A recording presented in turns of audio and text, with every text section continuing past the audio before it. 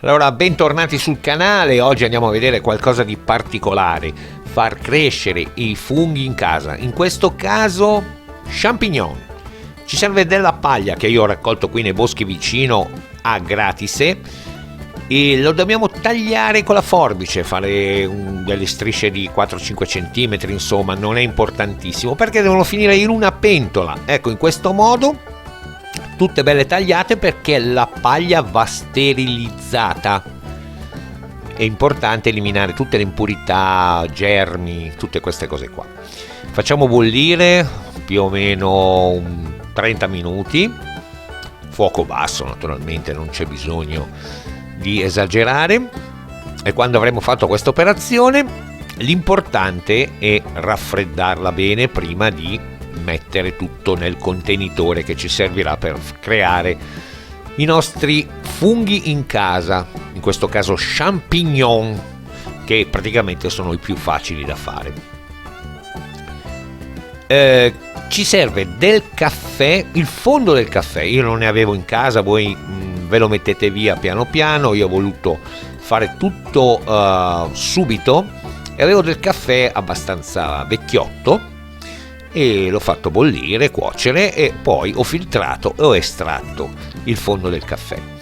Funghi champignon so che vendono dei specie di semi con le spore dei funghi, ma se avete la possibilità di andarvi a comprare gli champignon freschi, ci tagliate la codina e da lì estraete le spore, le tagliate bene fine e poi gli champignon naturalmente che avete acquistato le mangiate. E ora abbiamo tutto il necessario.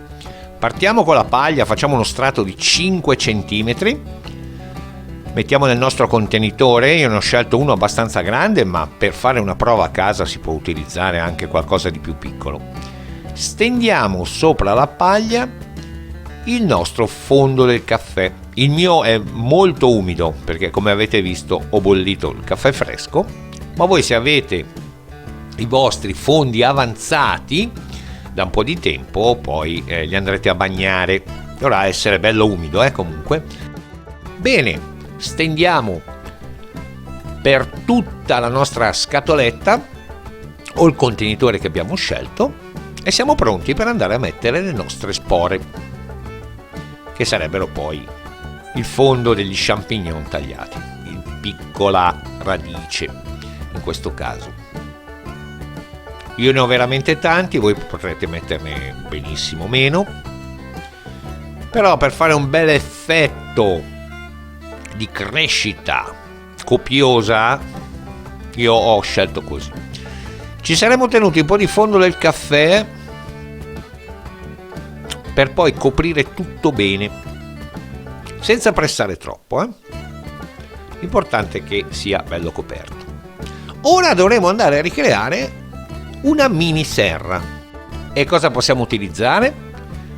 La classica pellicola che usiamo per gli alimenti in casa, molto comoda e lascia quei piccoli spiragli per far passare l'aria necessaria, ma non troppa per far entrare troppi elementi esterni. Ecco qua il risultato e adesso andiamo a coprire. Mi raccomando, il fondo del caffè deve essere bello umido. Copriamo, gli diamo un paio di giri ed ecco qui. Anche in questo caso senza chiudere in maniera particolarmente forzata.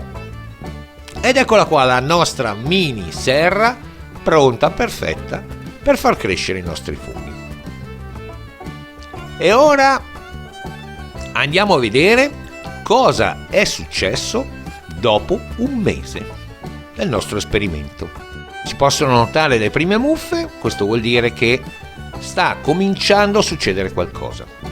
Noi interrompiamo quel video perché ci vorrà ancora molto tempo e in futuro vi farò vedere che cosa abbiamo realizzato. Intanto bagniamo di nuovo, bagnate spesso in maniera non esagerata e continuate così senza fare null'altro.